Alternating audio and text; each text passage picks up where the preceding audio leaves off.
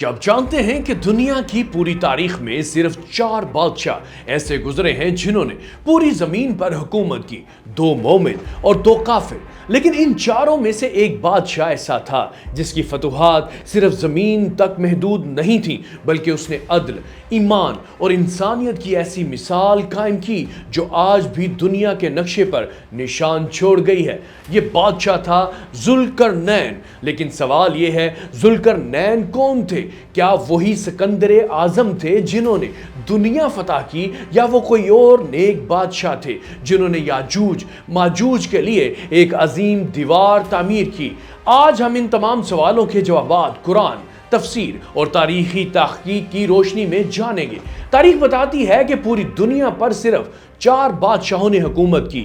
2 مومن بادشاہ حضرت سلیمان علیہ السلام، حضرت ذوالقرنین علیہ الرحمہ، اور 2 کافر بادشاہ نمرود اور بخت نصر۔ ذوالقرنین کے لفظی معنی ہے ذو کا مطلب ہے والا، القرنین کے معنی ہے 2 سینگ یعنی 2 سینگوں والا۔ یہ عربی لفظ ہے جو قرآنی شخصیت کا نام ہے۔ یہ نام ان کی کسی خاص صفت، لباس یا شاید ان کے سر پر موجود کسی چیز کی وجہ سے دیا گیا ہوگا۔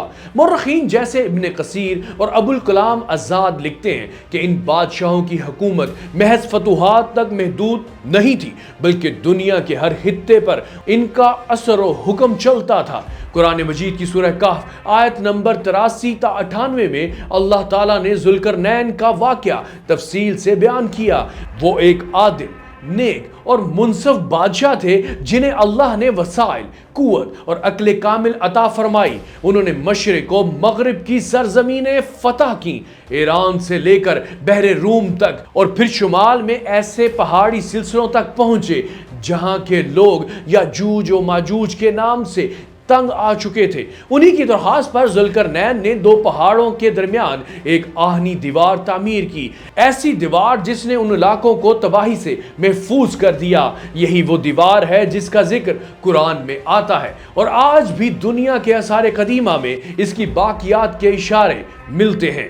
یہ سب سے بڑا تاریخی سوال ہے، کیا ذوالقرنین وہی سکندر اعظم ہیں جنہوں نے پورا یونان، مصر، ایران اور ہندوستان فتح کیا تھا؟ اکثر قدیم مفسرین کا یہی خیال تھا، لیکن علامہ ابن کثیر اور سید ابو الاعلی مودودی دونوں نے واضح لکھا کہ یہ غلط فہمی ہے۔ سکندر اعظم ایک آتش پرست مشرک بادشاہ تھا، جبکہ ذوالقرنین قرآن کے مطابق ایک مومن اور عادل بادشاہ تھے۔ لہٰذا سکندر مقدونی اور ذوالقرنین 2 الگ شخصیات ہیں۔ مولانا ابو الکلام آزاد اپنی تفسیر ترجمان القرآن میں لکھتے ہیں کہ ذوالقرنین دراصل ایران کے بادشاہ سائرس تھے۔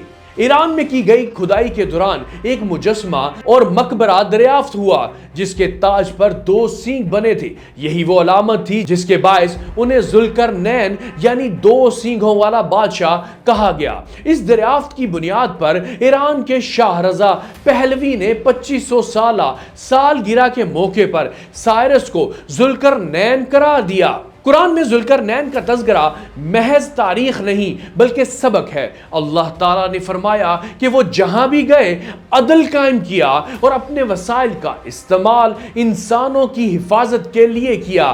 وہ اپنی طاقت پر غرور نہیں کرتے تھے، بلکہ ہر کامیابی کو اللہ کی عطا سمجھتے تھے۔ یہی اصل قیادت کا تصور ہے۔ طاقت کے باوجود عاجزی، اختیار کے باوجود عدل اور علم کے باوجود ایمان۔ تاریخ کے وہ 4 بادشاہ جنہوں نے دنیا کو فتح کیا، لیکن ذوالقرنین نے دلوں کو فتح کیا۔ دنیا کی طاقتیں وقت کے ساتھ مٹ گئی، لیکن ایک بادشاہ کی دیوار آج بھی قرآن کی آیتوں میں محفوظ ہے۔ یہ ہمیں یاد دلاتی ہے کہ اصل حکومت زمین پر نہیں بلکہ انسان کے کردار، عدل اور ایمان پر ہوتی ہے۔